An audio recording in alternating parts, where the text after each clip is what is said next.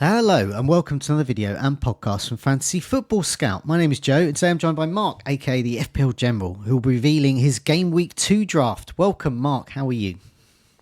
I'm good, Joe. Good to be back for another video, and great to have FPL back over the weekend. It was very, very welcome after a long summer.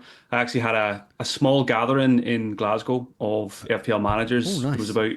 probably about 15 of us in the end throughout the day, which was really, really good. So great fun watching the Liverpool fixture. Some on Captain Salah, some not owning him at all, Yeah. and likewise with Trent and Jota. So it was a good day out. But yeah, great to have the football back. Yeah, it was indeed. All the sort of familiar names did well. Saka, Haaland, Salah, Arsenal defence, Man City defence, Liverpool defence.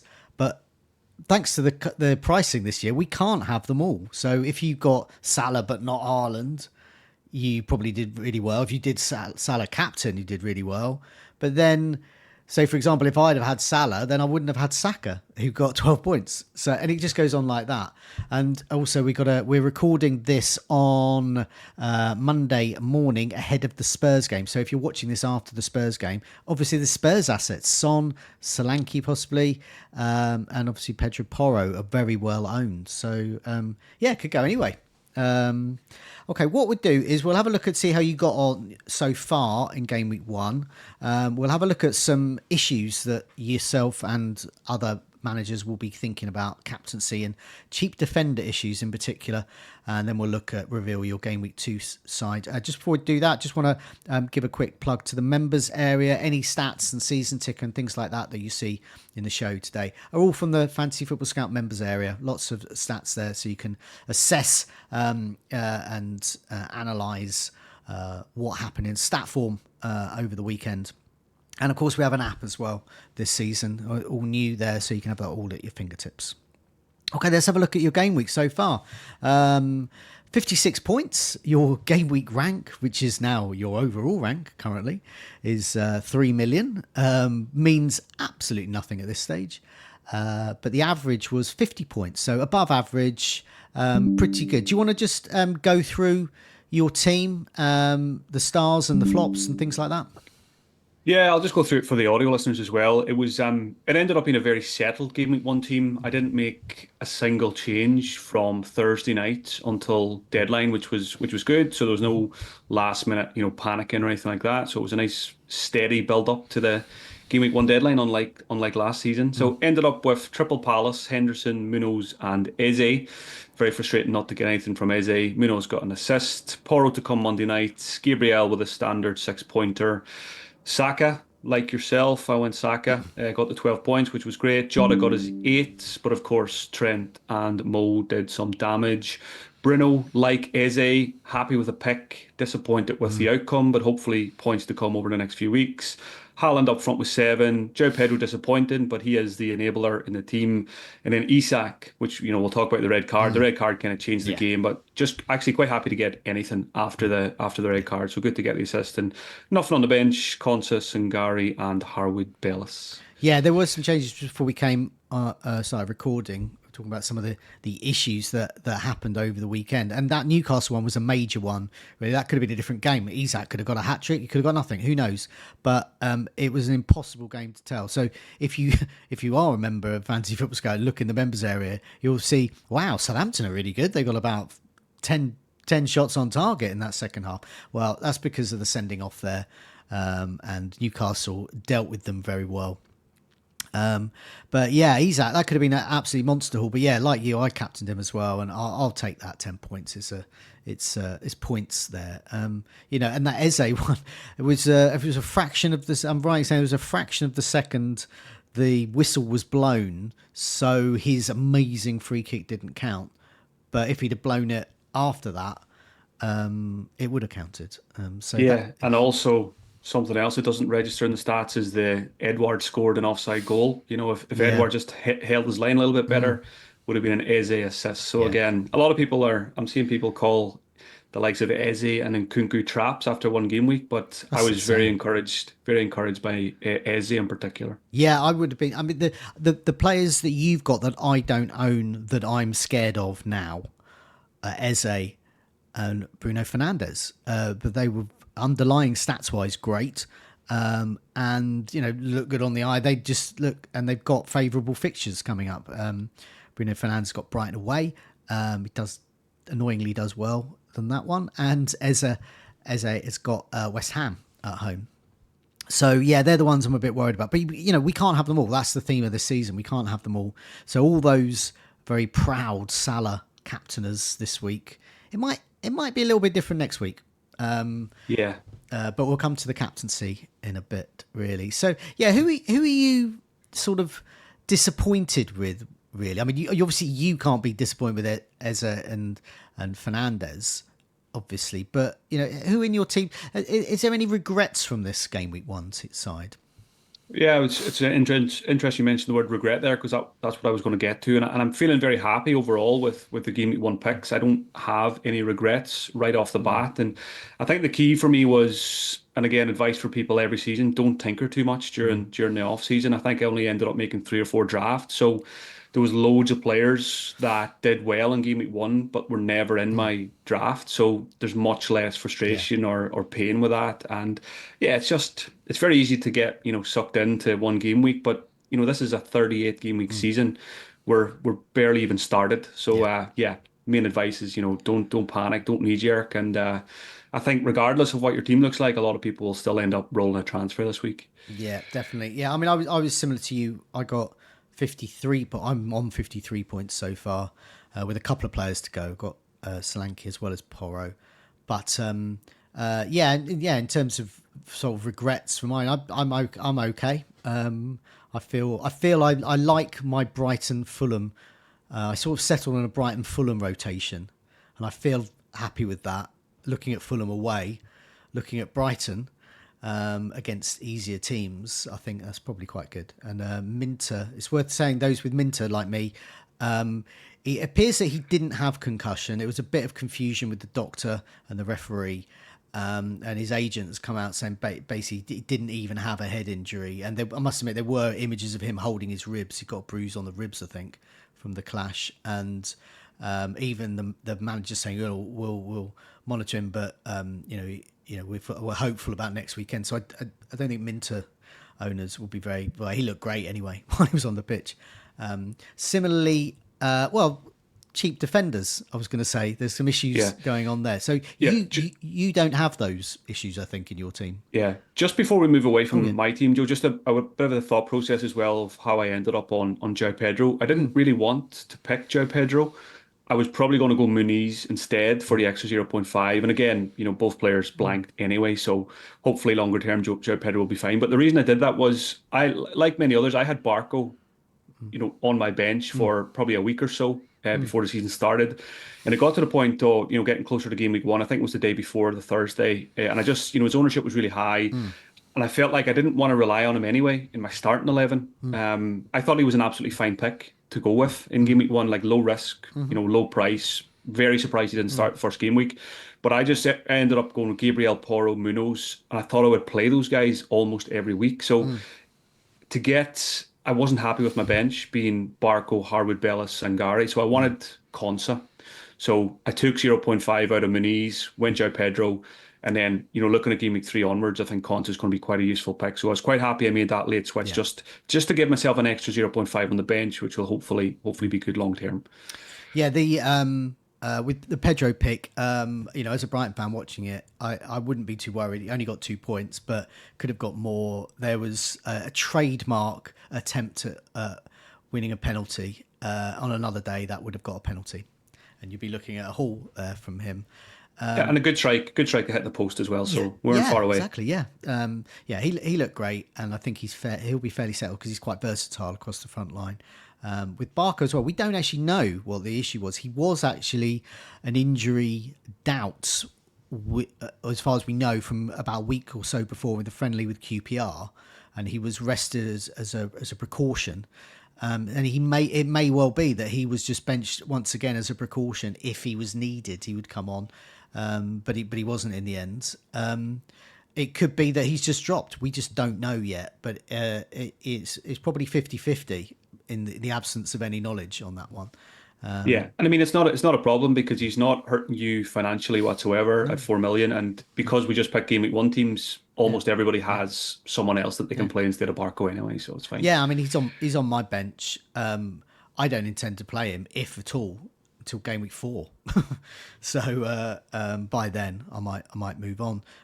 Cheap defenders though, some people might want to move on though, and I've got a list here of cheap defenders. I've sorted this by minutes per baseline bonus points. So just to give an idea, it's just one game week. So we haven't even finished the game week yet. So it's very small sample as well. And I've included a few things in here, which there's lots of zeros in here. If you're listening on the podcast version, it's things like goals, zeros, chances created. Only a couple, 2 or 3 players got those. But so minutes per baseline bonus, I think, is a good sample for these. So if they can get a clean sheet, it's who could be in for the bonus as well. So the first one is a Manchester United defender. Is it? I'm probably going to mispronounce it. But you're a Manchester United fan, so do you want to pronounce him instead? Yeah, I think it might be Mazraoui. I'm Okay. going to go with. But yeah, I watched Man United Fulham Friday night, and taking FPL out of it, I think Mazraoui is a really good addition to the squad. I thought he had a really good debut, really really solid, really steady.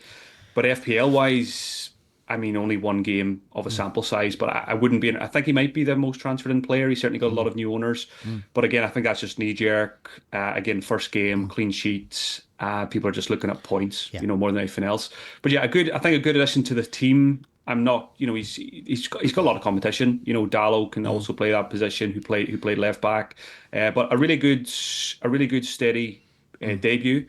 I still probably at the same price, 4.5, would go Martinez if I was going for a Manchester United defender. Just feels a little bit more secure for me in Okay. terms of minutes. But again, pinch of salt, one game, clean sheet. Yeah. We were terrible defensively last season, but it was a good defensive performance. So hopefully more of that to come. I think the key was I think Casemiro looked a lot better, a lot fitter. We know how good Kobe Manu is. So if those guys can stay fit and shield the back four, then hopefully there's more clean sheets to come this season. So I don't mind it, but I wouldn't be going there just yet. Yeah, Mazraoui is 4.5. He's top of this table because he's getting a baseline point in his bonus point system, which is used to calculate bonus points every 4.3 minutes, which is great. He won a foul.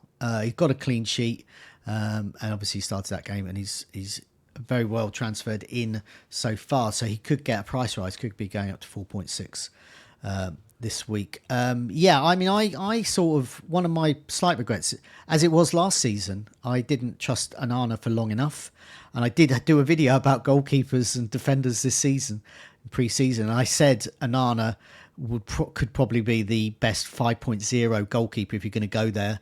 And I think he would be. But I do think obviously there's such value in the Manchester United defence. 4.5. Yeah, I think they could be pretty good. I don't fancy the chances against Brighton next week though. No.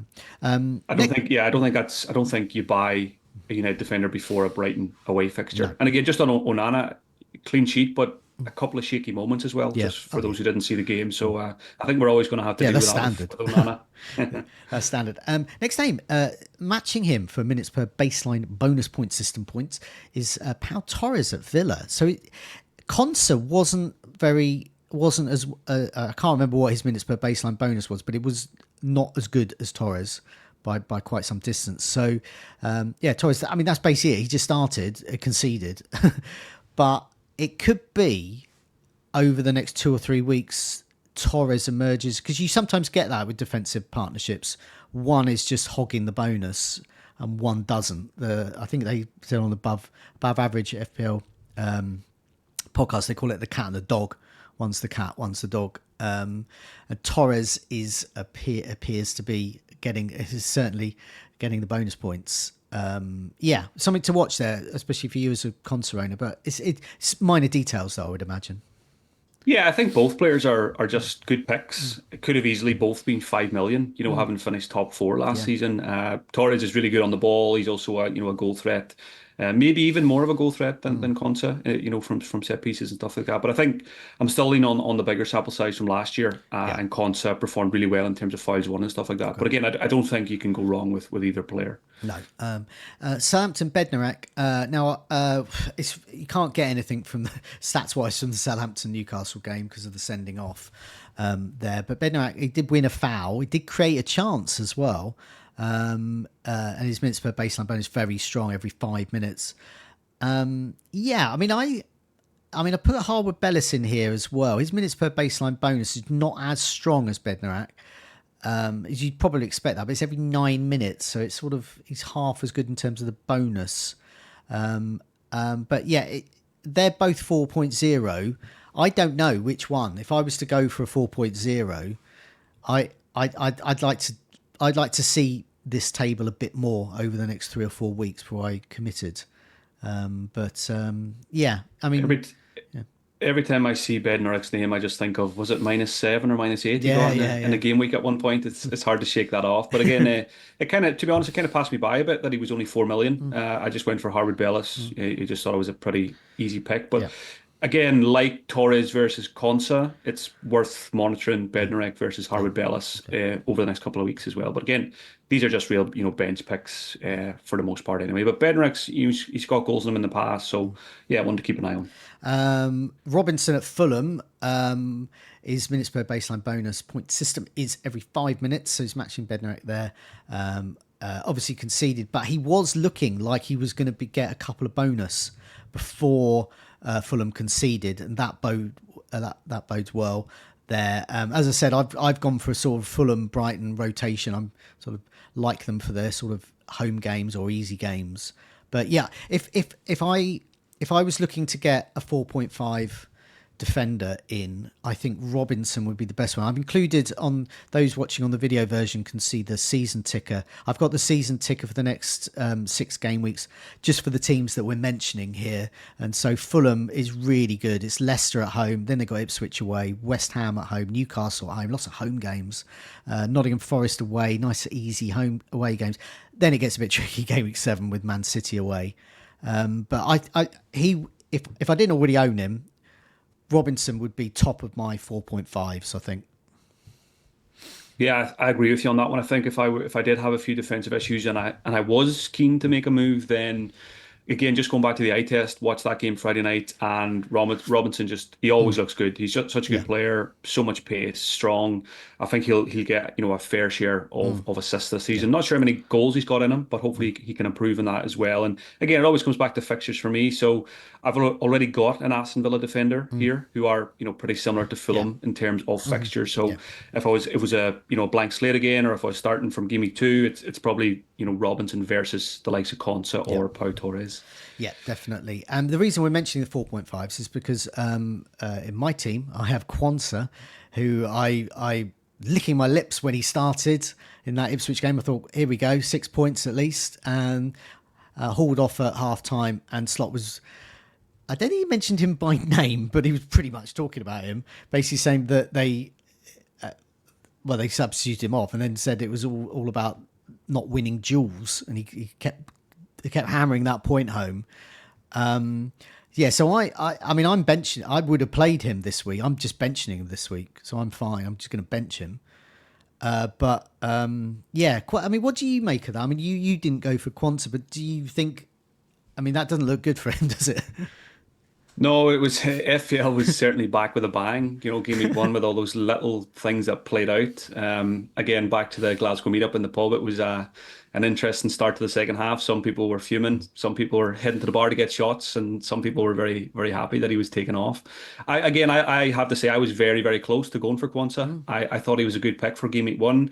I did feel like it might have been a short-term pick, and probably the reason I didn't go there was because I also went for Jota, who I also thought was a little bit punty, a little bit short-term, and I wanted just one of those punty picks rather than 2, and that's probably what saved me with Quansah. So yeah, it was very, very frustrating. I mean, it's so rare to see a centre back substituted at half time, especially if it was tactical. So again, like yourself, plenty of people are in your boat. Even if you do have Barco and Quansah, you probably have a 5th defender. You've got a Robinson, even a Harwood Bellis this week has got a decent home fixture. So you've got players that can save you a transfer. So yeah, Yeah. I wouldn't be in a rush to sell anyone just yet. Yeah, I mean, I've got Gabriel, Porro, Robinson, and Yeah. Robinson. I mean, we just read out the fixtures right up until game week 7. Robinson's just playing. I'm quite happy with that. Porro, I'll definitely play next 2, but after that, I'm not sure. And Gabriel, I think with Aston Villa, I mean, we mentioned West Ham next. In Kilman's, another 4.5 here in minutes per baseline bonus. But looking at that West Ham Aston Villa game, that just looked sort of the way that Souček got the better of Aston Villa's defence made me think Gabriel, Saliba. I can just see. I think they're worth a go. Those sorts of Arsenal defenders for set pieces. So I think you can be safe to play them against Villa next week. Kilman's on this list here. West Ham's fixtures are pretty bad, but sort of they get better. Sort of game week sort of 6, 7. Ipswich at home game week 7 looks pretty good. So he's worth mentioning and monitoring there. Minutes per baseline bonus was very strong at 5.3.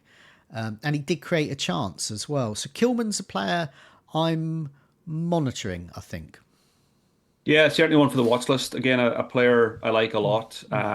Very good on the ball and always, always a threat from set pieces as well. But again, new manager at West Ham, so let's give it a couple of weeks and then reassess it, I think. Yeah. Next name is Van Heck at Brighton. Lewis Dunk actually had quite a poor game by his standards, but I mean, I presume that's probably because he's just come back, really. Van Heck was the sharper. Obviously got the clean sheet there. Minutes per baseline bonus was very strong. Every 5.6 minutes. Next 2 are pretty bad for him, though. Manchester United at home and Arsenal away. But it's this game weeks 4 and 5. So if you're in the market for a 4.5 defender, who I don't think is going to go up in price at all, or down even, I just think he'll just stay as he is. Game weeks 4 and 5. So yeah, if I've got a point 0.5 spare and I wanted to upgrade Barco, and being a Brighton fan and in a sort of Fulham Brighton rotation for a while, I'm tempted by Van Heck. But yeah, anyway, as I'm a happy Brighton fan after that result at the weekend. Yeah, again, Van Heck a fine option, but I still feel like Dunk is probably I think he the probably one you will want be. there. He's not shown up on this table, but goal threat is probably more there. So, but again, both are fine. Yeah, I think they're good. A couple of Ipswich players to mention, and they're here. Very strong minutes per baseline bonus. Wolfenden and Greaves. And it's Greaves actually got a shot and he won 3 fouls. So there's some quite little promising stats here, and they're good for baseline bonus. Every 6 minutes he's getting them. Yeah, the reason there is because Johnson was quite popular amongst 4.0s and he did not start. But I believe the guy that started in his place was off injured. So that could be promising. But Ipswich fixtures, Man City away, Eeks, and then game week 3, Fulham at home, then Brighton, Southampton, Aston Villa, West Ham. So a bit mixed, but okay. I think Leif Davis would be the one I had. He looked really good against Liverpool. Yeah, and again, those who have Johnson, just set on that. Don't I panic. You wouldn't could do easily anything. Yeah. just start the next few games. But yeah, again, haven't looked at Ipswich in too much detail yet. But Leif Davis was the popular one coming into the season, and that probably hasn't changed. Okay, and the last on this list, as I mentioned already, Harwood Bellis there in your team. Yeah, I think overall, if you've got any of these 4.5s, 4.0s, Quonset even, I would probably just hold fire. I'm not just saying I don't want my players to drop in price, but I would just hold fire because we don't know really. Because Slot could get really angry with Konate for some reason for not doing something. Maybe Quansah will come back in. We don't know quite what's happening yet. We don't really know what's happening with Barco. Whether because that was odd that he was kept on the bench for so long. It could have been something else. Who knows? So we just don't have that information yet. And also I just think early on, I'm not sure I really want to be spending a transfer on a 4.5 defender. No, and again, just on Quansah, if you have him and you're feeling down about it, Konate is never too far away from an injury either. Yeah. So Konate plays another game or two, picks up a niggle, and then bang, you've got a great Yeah. cheap player again. Even if he's gone to 4.4 at that point, don't worry about the, price drops. People get scared about price drops, Mm-hmm. but they don't really mean that much. No. Don't worry about them. I think, an extra free transfer is a lot more valuable than losing 0.1. Let's have a look at captaincy. You've got Haaland. I've got Haaland. He's at home to Ipswich. I mean, as you often say, one of your catchphrases. No, I don't want to overthink this. Haaland Nah, absolutely at not. home is my captain, but there are many people who don't own him. And though they did probably quite well if they captained Salah instead. So let's have a look at some stats for some of the leading potential captains for game week 2. And I've got the stats from their game week 1. And I've got 6 names that are possibles. I'll just read them out quickly and then we'll just go back to them as well. Bruno Fernandes away to Brighton. We've got Salah at home to Brentford, who I think will be the most popular amongst the non-Haaland owners. I'm assuming if you don't own Haaland, you probably got Salah. Or you got Saka away to Aston Villa. Eze at home to West Ham, I think could be good. Haaland, I've just put in just as a comparison. And Palmer, who played, but not just because I'm a Brighton fan, about Chelsea. Chelsea still don't seem a bit of a no-go until I can work out what's going on with them. But yeah, go the top name is, and he's top because I've sorted this table by minutes per expected goal involvement. Bruno Fernandes, his minutes per shot on target. He had a shot on target every 30 minutes, which is hugely impressive. And his expected goal involvement minutes, it was goal involvement every 73 minutes. So lots of shots on target, bit of quality there with them. He's the best out of all of these players in terms of underlying stats from game week 1. I think he's a credible captain against Brighton. Yeah, I think he's in the conversation. Maybe if you don't have Haaland. Again, just thinking back to the game Friday night, we didn't play with a recognised striker, so that allowed Bruno to play quite high. He was leading the press quite often, which is where you want to see him if you're an FPL manager. But I feel like maybe that was the money fixture because he had the 2 big chances, Yeah. and I expect someone like a Xerxes maybe to be in the lineup against Brighton. We really lacked a focal point, which again could be a positive for Bruno if he's got someone he can play off. But yeah, I feel like we left some points on the pitch in game week 1, Bruno owners, and I'm not as convinced he'll be, in those positions again in game week 2, game week 3. I still think he's a great FPL option, plenty of routes to points, but I think there's better captains on this list, even other than Haaland. Yeah. Salah's next. He won a foul. I'll put that on there because it helps with bonus. He had a minutes per shot on target every 30 minutes. He's at home to Brentford, a minutes per expected goal involvement. Not as good as Bruno Fernandes, but every 105 minutes. Saw a quite good, funny tweet from Luke, who was saying on Twitter about Salah was too wide for his goal and his assist. And that sums it up. Lots of people were thinking, he's playing out too wide, but it does not matter.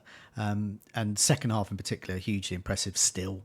If I didn't have Haaland and I had Salah, that would be, I'm not going to even overthink that. I would just captain Salah at home to Brentford. Yeah, again, FPL. I always say simple game, we overcomplicate. If you don't have Haaland, but you do have Salah, you don't even need to give it any thought. I think Salah, he's good performance from him and the team in game week 1. Good home fixture. Brentford didn't keep a clean sheet. Flecken didn't look great again. So yeah, very, very, very viable captain this week. I think Saka could be as well against Aston Villa. Won a couple of fouls. Minutes per shot on target, best in this bunch, every 26.7 minutes. Minutes per expected goal involvement, 109 minutes, so goal involvement expected to get a game. Hugely impressive score in FPL, hugely impressive on the pitch.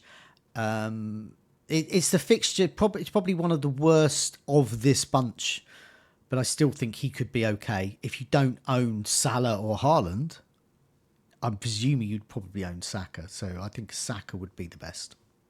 Again, looking at all these names, it could be a game week where they all deliver. It's just a matter of how much do they deliver. Is it one attack and return or is it multiple? And Saka's just an unbelievable FPL asset now for the last couple of years, and hopefully steps up again even more so this year. So yeah, even though it doesn't look great on paper away to Villa, he's got to be in the conversation as well.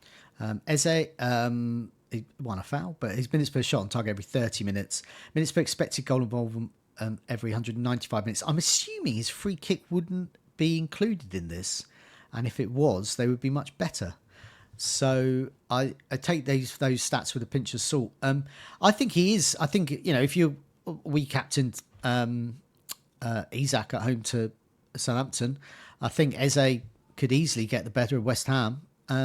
Could be on for a good haul. I think he's a good differential captain this week.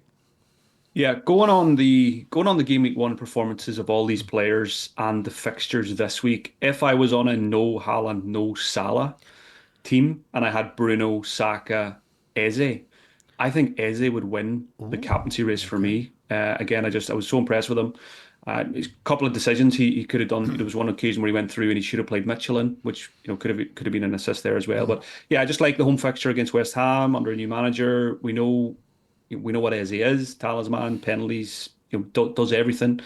And yeah, I like the home fixture for Palace at West Ham more than the away fixture for Bruno, and probably more than the away Villa fixture for Arsenal as well. Yeah. So yeah, Eze, yeah, hopefully the points are on the way this week. I put Haaland in the mix as well. I mean, his minutes per expected goal involvement stats poor, but that's what he does. I mean, he might only get 2 shots in the game, but he's the kind of player to put them away. His minutes per shot on target show that he did get a couple of shots. It's every 45 minutes. Yeah, I mean, if you got him, captain, same to Ipswich. Yeah, I think the question about Haaland is probably is he worth triple captain? I'm sure a lot of people will be tempted, and people who maybe don't take the game as seriously as we do. That they're more inclined to use chips early on. And I don't think I would stop anyone from doing it. I don't think I've ever captained triple captain in a single game week.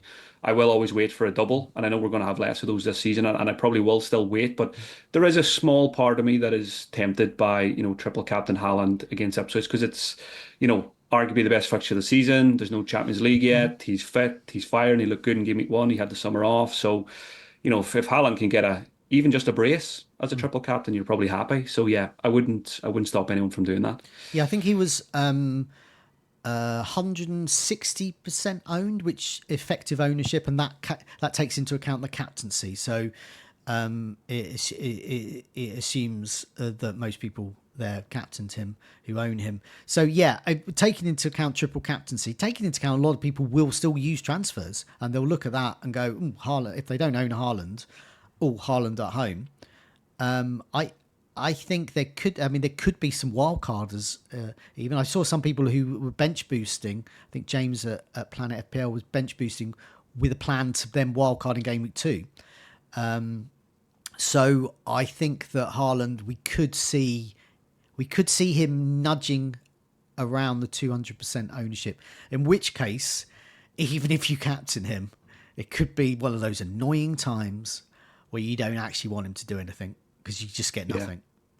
Yeah, exactly. And just on Haaland and Man City as well, there's one other differential captain that we didn't include on the list here, who almost nobody has and almost nobody will buy this week either. Phil Foden, he Yeah, got 45 minutes. There's Bob's injured. I think Savinho went off injured, so he that's did. probably He why did indeed. Foden came on. So a few shrewd people, stuck Foden on their bench game week one with a view to having him for this Ipswich fixture.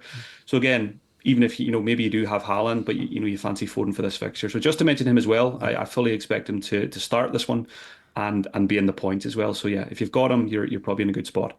And we've got to mention Palmer as well, especially with his season he had last time out. He's away though. He was better at home for the captaincy last season. His minutes per expected goal involvement every 346 minutes, so he's well behind. Yeah, he won a foul, but as I said, I guess Chelsea. I don't know. They still seem like a bit of a work in progress. They've still Yeah. got people coming in and out. I mean, and you're getting things like now where Sterling was left out of the whole squad, and he's putting out a statement about how annoyed he was by that. I mean, that's not. This is not good.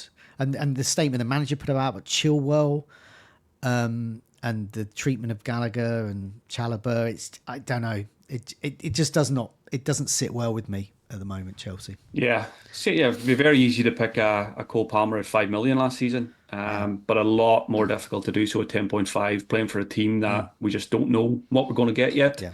I'd say Maresca doesn't even know what he's going to get from week to week yet. And I'm still very much in the Nkunku camp, even though, he only got 58 minutes. I still think at 4 million less, my money's on him to be the better value pick over the course of the season. Okay. So yeah, early days, but Palmer, I don't think is going to be as popular at all as he was last season. Okay. Let's have a look at your game week 2 team reveal. Okay. So, do you want to read it out and then sort of go back and explain any particular moves or players you feel happy with or not so happy with? Yeah, again, just with the audio listeners in mind, Henderson in goal with Munoz, double Palace defence home to West Ham, hopefully a clean sheet. Porro home to Everton, Gabriel away to Villa, Saka, Jota, Bruno, and Eze across the midfield, which looks great on paper. Up front, Captain Haaland, João Pedro against my team, which is fine, and Isak away to Bournemouth. Harwood Bellis will be first sub this week because he's got a good fixture at home to Forest. Konsa second bench because he plays Arsenal, and Sangare is away to Southampton. So, like I said, I'm very happy with my Game Week 1 picks. I've got no fires to fight. I am 99.9% rolling a transfer, which is always nice after the first week of the season. No injuries, no suspensions, as long as Porro comes through on Monday night. Yeah, happy with the team, happy to go again. And yeah, hopefully I mean, Game Week 1 was a steady start, but hopefully they can do even better in Game Week 2. Yeah, I mean, I'm looking at this team. It's a very strong team. I was always, when I look at these teams, obviously try and compare that with my own teams. And I've only got Henderson from Palace, so I'm a bit Palace light for this one. And my team's got a bit more Fulham, so I'm going for Smith Rowe and Robinson in this one. And I've still got Anthony Gordon as well, so hopefully he can perform a bit better away. But on the whole, there's similar. It's 3-4-3, and I think a lot of people will go through that. And Haaland captain, and I think they're going to be the ones really. So if Haaland doesn't do well, but Salah does again, then you're going to see another big swing. And there, if Haaland does exceptionally well, hat-trick, Salah does nothing, once again another big swing there. So we're at the mercy of players that we don't own a lot of the time there. But yes, Eze and Fernandez are the players that you've got I don't own that I'm most worried about, I think. Yeah, just again thinking back to Game Week 1 as well, players that are not in my team who really caught the eye. Defensively, obviously Trent and Gvardiol. So I got the Arsenal defensive clean sheet, but I didn't get the other two. So those two I think are very high on my thoughts whenever I do start making transfers or when I use a wild card. I thought Trent in particular looked really really good. Midfield is probably Brian and Bimo. No Ivan Tony, so he's going to have penalties. He's just going to become the talisman, and it looks like Tony will leave now. Just depends where he goes. So they've got tricky fixtures, but I think with Bumo, he's almost fixture proof in a way. I don't mind going there earlier than others do and try and get an edge there. Then up front, I wanted Solanke, and I expect to want him even more after watching the Monday night game. So I'm expecting some punishment there. And a couple of weeks down the line, I might need to try and turn João Pedro into Solanke. So keeping a close eye on that spot in the team. Okay, well, I'm going to put up the fixtures 2 to 7 in a sec, just to get your thoughts a bit more long term. But just for the benefit of those listening, I'm just going to read out Mark's team again, because I know I whenever I listen to podcasts, I always think, oh, what did they say again? So it's Henderson in goal in a 3-4-3 with Gabriel, Porro, Munoz, and then Saka, Jota, Fernandez, and Eze. And then up front, Haaland, who's captain, João Pedro, Isak. So 6 penalty takers there. And then Harwood Bellis, Konsa, Sangare, and the backup Brentford keeper on the bench. Okay, yeah, let's have a look at the fixtures 2 to 7, just to see how you're sort of set up. Chelsea are top of this fixture ticker. I've already given my thoughts on them. Then they don't figure in your team. But they got Wolves, Crystal Palace, Bournemouth, West Ham, Brighton, and Nottingham Forest. Yeah, what are you going to do about Chelsea? I mean, I know what I'm going to do, just sit and wait. But what are you going to do? Yeah, again, I was very close to going in Kunku game week 1, like a lot of people. It was probably the Man City fixture put me off to begin with, and I was quite keen on the Jota punt, Mm. and I knew it was a punt, and the thinking behind it was Jota can very easily become in Kunku game week 3, game week 4. If Jota's minutes become Yeah. a concern, and it just gives me that bit of time to watch Chelsea and watching Kunku. So that was the thinking there. Obviously, the fixtures are very good, so if there's a good performance from Nkunku in game week 2 and there's more minutes, there's every chance I'll move there. Maybe not Palace game week 3 because of I've got a couple of defensive assets from that team, so maybe not the best time for my team to do so. But game week 4 Bournemouth, game week 5 West Ham. But yeah, he's the only one. I don't see myself going for. I know they've got Caldwell at 4-5, and I'm certainly not going to go for a Sanchez. They've got Suarez's 6 goalkeepers to choose Mm. from, so that could be anyone in any given Yeah. game week.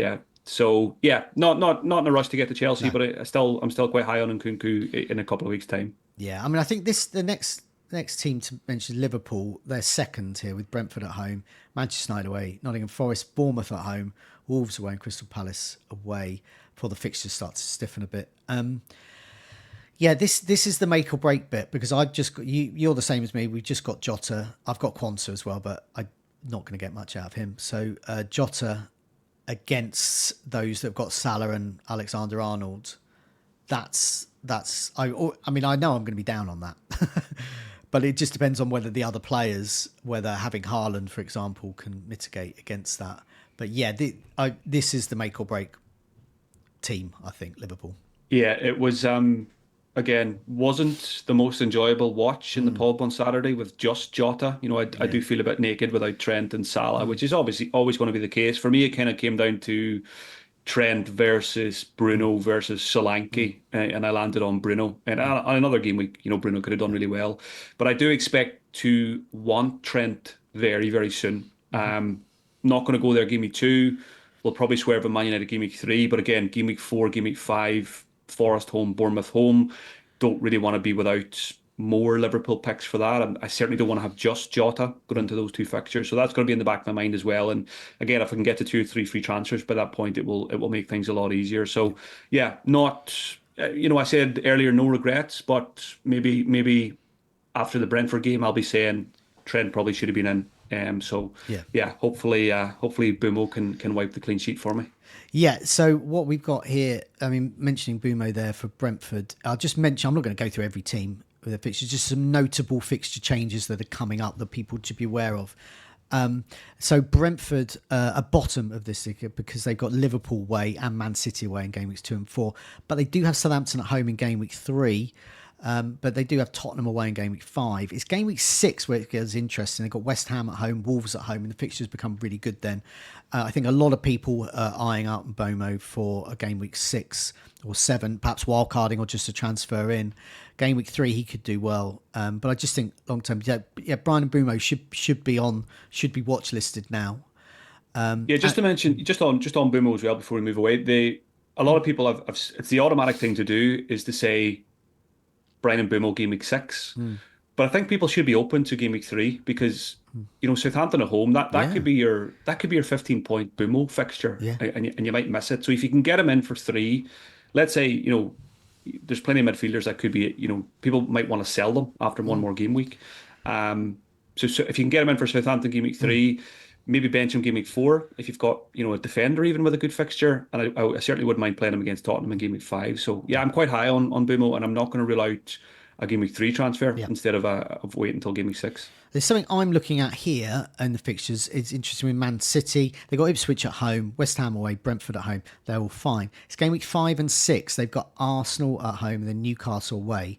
And then it comes better again game week 7. So I feel with Haaland, he is dispensable for games week 5 and 6. I've tentatively thought about moving Haaland out game week 5 and as part of 2 to 3 transfers and getting Salah in.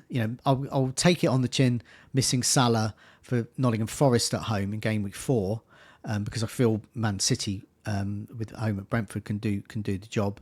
But it's game week 5 at home to Bournemouth, and then away to Wolves. I think, yeah, I can just do that shift there. And it was actually game week 7. I was looking at wildcarding because I think what's the point of a wildcard? And it's the source. It's to do the things that you can't do with transfers. and alone. So I'd want Haaland back in, and that would be the moment. So I can see a sort of pre-wildcard removal of Haaland, backing of Salah. But I haven't really penciled in any other particular moves. So I don't know what your thought is, because of course we can store up to 5 transfers. So what's your general thought after game week 1?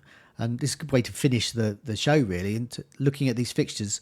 What's your general thoughts now about when you may wildcard, and also what you're going to do with transfers? Because you seem pretty happy with your team at the moment, but as the game weeks go on, you might become less happy. So, yeah, what's the general thought with transfers?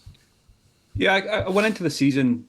I think initially when the rules changed back in the summertime, I thought, right, that's going to suit me. I'm patient. I'll get the 5 transfers quicker than anyone else. The more you give it thought, I expect to maybe never get the 5 transfers, and that's absolutely fine with me. I think, if you can get to 3 often, you're going to be in a good position. But for me, I think the danger with the new rules is not making transfers when you should, and maybe being too patient. I think there's a trap there that you can fall Yeah. into. And we know how quickly this game changes, and players quickly have 2 bad fixtures and then 4 great ones. And you just need to, you need to make transfers, I think, in this game. So I'm not going to make one this week, but I'll be very open to making one in game week 3. And if I need to make 2, I'll make 2. I'm not gonna stress about saving them up. It was interesting that you mentioned as well, just looking at these fixtures, it gives you a bigger picture. I've heard quite a few people talking about maybe dropping Haaland even as soon as game week 3 for a Watkins. Yeah. But I think, like you said, we might be better just waiting for the Salah switcheroo, especially how Liverpool have started Yeah. in game week 1. So certainly that's my thinking as well. I went into the season as well with Haaland, but with a very open mind to not having him at certain points of the season. And, a couple of free transfers to go Haaland to Salah around that game week 5 point, I think makes a lot of sense. And I don't have a set game week in mind for a wild card, but I also thought I'd be playing it earlier than usual. So I would say, between 4 and game week 7, at some point around then, it's very likely to be played when we've got a bit more info. So yeah, just very flexible. But again, the good thing is so far that the team looks fine after game week 1, Yeah. so I can be a bit more patient. Yeah, I mean, I think come game week 5, I think I want 2 to 3 transfers, but I'm very happy just with 2. I'm not going to use a transfer this week. I don't think I'm going to use the transfer next week. But I think I should at some point, because there's the likes of Quansah and things, they start to mount up those sorts of issues. Gordon, I perhaps want to move. Eze could be, it's a point 0.5 saving, and Eze game week 4 has got Leicester at home. So Gordon has Wolves away. I can see, I can already see, yeah, I just want to make that move. So and I think there'll be a few moves like that. You've got to sort of tidy up as well some of the issues that the team. You don't have any in your team. I might have a Quansah issue. I might have a Barco issue, and they start to mount up. And when you've got more than a bench worth, then it starts creeping into your own team, and you start to see the red flags and there's suspensions. Yeah. And So again, I went in my mind, I had one Ponty pick, which was Jota. And I knew that when I get to game week 3, I might already be, a bit, worried about his minutes. And even if he does, if he starts and scores again in game week 2, that doesn't mean I'll automatically keep him for game week 3 because, players like Mbumo, who I mentioned, I might want to, steal a march on people on him. So, yeah, keeping a very open mind on everything. yeah, he plays Manchester United in game week 3. We might have a bit more information about the Manchester United defence as well. Looked okay against Fulham. If it's looking okay against Brighton, then could be that becomes a tougher fixture for Jota there, and he's dispensable. Yeah, really great to chat to you there. Good to get our thoughts together about the game week 2. Good luck with your decision. Good luck all those watching and listening. Do remember to press that like button, really helps us out. Do remember to subscribe wherever you're listening or watching to this as well. Before we go, just any final thoughts? I think we've covered most things. No, I think the main thing is patience, patience, patience. Don't worry about your issues. Yeah. You've probably got other options you can use, and as well, don't forget to check out the 59th minute podcast this week. It will be Tuesday and Friday. Okay, excellent. Thanks a lot for that. Take care, everyone. See you soon. Bye bye.